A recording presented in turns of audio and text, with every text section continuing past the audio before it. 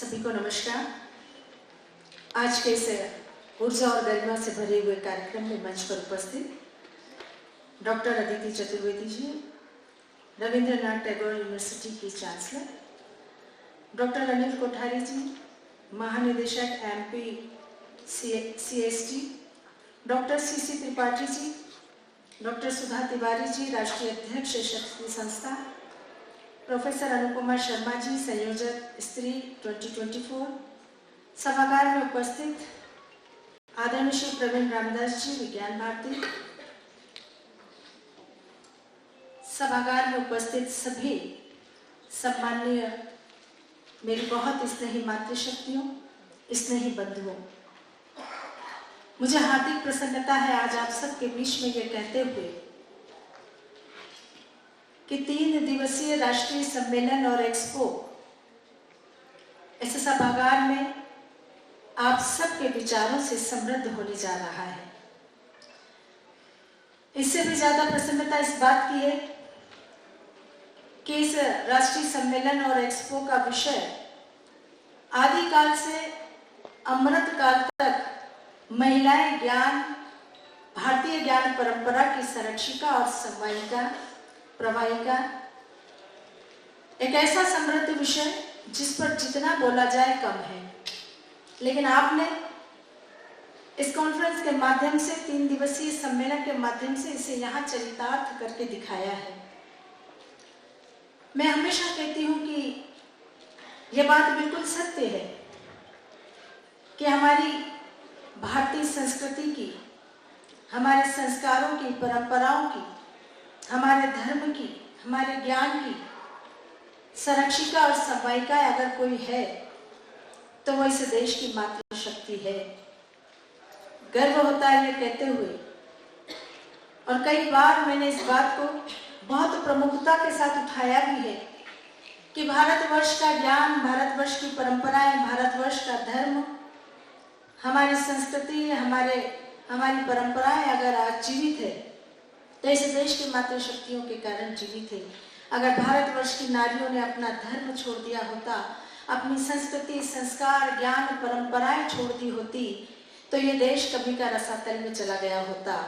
इसलिए आज हम सब ये मानते हैं कि भारतीय संस्कृति में महिलाओं का बहुत बड़ा योगदान है और इस योगदान को हम किसी भी कीमत पर अनदेखी नहीं कर सकते। आज महिलाओं की यह यात्रा आदिकाल से अमृत काल तक जब पहुंची है तो हम सबको इस बात पर विचार भी करना होगा कि कितने हर्डल्स आए, कितने अवरोध आए और उसके बाद आज ये स्थिति हमारी हुई है। लेकिन गर्व है यह भी कहते हुए कि बीच का कुछ कालखंड छोड़ दिया जाए तो हमारे देश की संस्कृति में महिलाएं हमेशा से पूजनीय रही हैं, सम्माननीय रही हैं।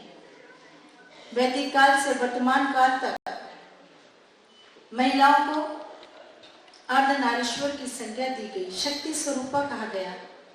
आज वास्तव में हम सबको गर्व है यह कहते हुए कि भारतवर्ष की संस्कृति में नारियों की उपयोगिता, नारियों का महत्व समय समय पर समाज ने निश्चित रूप से स्वीकार किया है। लेकिन यह बात भी सच है कि वैदिक काल से वर्तमान काल तक अगर हम नारियों की समाज में स्थिति की समीक्षा करते हैं तो हम ये पाते हैं कि जिस काल में, जिस युग में समाज में नारियों को आदर मिला, सम्मान मिला, काम करने की स्वतंत्रता मिली, समान अधिकार मिले, उस काल, उस युग में समाज ने भी उत्तरोत्तर प्रगति की। लेकिन जिस काल में, जिस युग में समाज में नारियों का अनादर हुआ, नारियों के सम्मान में कमी आई, उस काल, उस युग में समाज भी पतन के गर्त में समा गए। इसीलिए हम कहते हैं कि मानव सभ्यताओं के उत्थान और पतन का इतिहास वास्तव में समाज में महिलाओं की स्थिति के उत्थान और पतन का इतिहास रहा है। जब जब समाज में महिलाओं को आगे बढ़ाया तब तक राष्ट्र प्रगति के पथ पर आगे बढ़े हैं। आज हम यत्र नार्यस्तु पूज्यन्ते रमन्ते तत्र देवता कि इस संस्कृति के पालनहार बनकर आगे बढ़ रहे हैं। ये मंत्र हमारे समाज का, हमारी संस्कृति का मूल मंत्र है। हमारी देव सत्ता में भी अगर हम देखें तो हमारी देव सत्ता में महत्वपूर्ण विभागों की स्वामिनी हमारी देवियां हैं। शिक्षा विभाग मां सरस्वती, वित्त विभाग मां लक्ष्मी, खाद्य विभाग मां अन्नपूर्णा, गृह विभाग मां पार्वती, रक्षा विभाग मां दुर्गा। अर्थात देव सत्ता में भी प्रमुख विभाग के शासन के सूत्र नारी शक्ति के हाथ में रहे हैं। इसका मतलब हमारी देव सत्ता से नारी की शक्ति का आकलन किया जा रहा है। अगर हम वैदिक काल की बात करते हैं तो वैदिक काल में भारत सर्वत्र पूजा जाता था। उसे विश्व गुरु की गरिमा प्राप्त थी। और मैं गर्व के साथ ये कहती हूँ, स्वीकार भी करती हूँ कि शायद वैदिक काल में महिलाओं को इतना सम्मान दिया जाता था। यही कारण है कि उस काल में भारत को विश्व गुरु की गरिमा प्राप्त थी, क्योंकि उस काल में महिलाएं बहुत सम्माननीय थी, बहुत पूजनीय थी।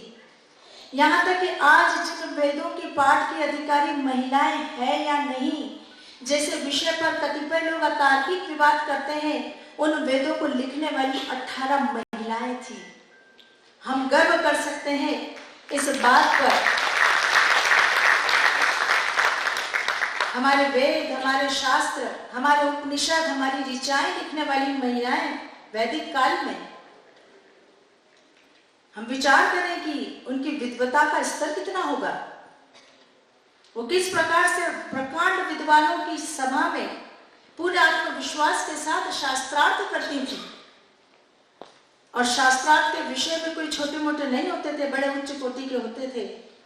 इसका सीधा सीधा अर्थ था कि उस समय महिलाओं को कितनी स्वतंत्रता दी गई थी। और यही कारण था कि उस समय भारत विश्व गुरु कहलाता था, भारत सर्वत्र पूजा जाता था। आज हम ये देखते हैं कि उस काल के जब हमारे वेद, शास्त्र, उपनिषद, उनकी स्मृतियों में गार्गी, मैत्री, लोपा, मुद्रा, स्वाहा के बार बार उल्लेख मिलते हैं, जो इस बात का प्रतीक है कि वैदिक कालीन प्रगतिशील के लिए उन्नतिशील शिक्षा व्यवस्था ही उत्तरदायी थी। अर्थात वैदिक काल में महिलाओं की शिक्षा पर, समानता पर कितना जोर दिया जाता था, ये इस बात का प्रमाण है। और यदि मैंने ये कहा कि समाज में जब जब महिलाओं को सम्मान मिला, महिलाओं का आदर हुआ, महिलाओं को समान अधिकार मिले, आगे बढ़ने के अवसर मिले, उस काल में समाज भी आगे बढ़ा, तो इसके भी हमारे पास स्पष्ट प्रमाण है। वैदिक काल के बाद त्रेता युग का रामायण काल और द्वापर युग का महाभारत काल आया। और हम जानते हैं कि चाहे रामायण काल हो, चाहे महाभारत काल हो, निश्चित रूप से महिलाओं के सम्मान में आंशिक गिरावट तो आई थी। सीता त्याग, सीता हरण जैसी घटनाएं त्रेता युग में घटी और द्वापर महाभारत काल में जुए में द्रौपदी को हार जाना और द्रौपदी का चीर हरण जैसी घटनाएं ये बताती है कि इन दोनों काल में महिलाओं के सम्मान में आंशिक गिरावट आई थी। और इसका परिणाम दोनों कालों ने भोगा है, क्योंकि दोनों कालों का अंत युद्ध के साथ हुआ, सब कुछ विनाश के साथ हुआ, क्योंकि महिलाओं का अनादर हुआ था, महिलाओं के सम्मान में कमी आई थी। लेकिन उसके बाद आए कलयुग में एक विरोधाभास रहा। किस प्रकार से चंद्रगुप्त मौर्य और विक्रमादित्य का काल स्वर्ण युग कहा जाता था, क्योंकि इस युग में महिलाओं को पुरुषों के समकक्ष माना गया। व्यवहारिकता और आध्यात्मिकता के साथ महिलाओं को आगे बढ़ने के अवसर मिलते थे। और इस दृष्टि से यह काल उस काल का स्वर्ण युग कहलाया जाता था। लेकिन इसी कलयुग में एक दूसरा काल गुलाम वंश आया, और उस गुलाम वंश के पतन का कारण भी महिलाओं का अनादर प्रमुख रूप से था, महिलाओं के सम्मान में कमी प्रमुख रूप से थी। गुलाम वंश में रजिया सुल्तान को उनकी योग्यता को, प्रशासनिक क्षमता को सिर्फ स्त्री होने के कारण नकारना ही गुलाम वंश के पतन का कारण बना था। तो इसका सीधा सीधा स्पष्ट ये प्रमाण है इस बात का कि जिस काल में, जिस युग में समाज ने महिलाओं को आदर दिया, महिलाओं को सम्मान दिया, उस युग में, उस काल में समाज और राष्ट्र उत्तरोत्तर प्रगति करते चले गए। मध्यकाल निश्चित रूप से ऐसा काल था जब महिलाओं की दुर्दशा का कलुषित अध्याय प्रारंभ हुआ था।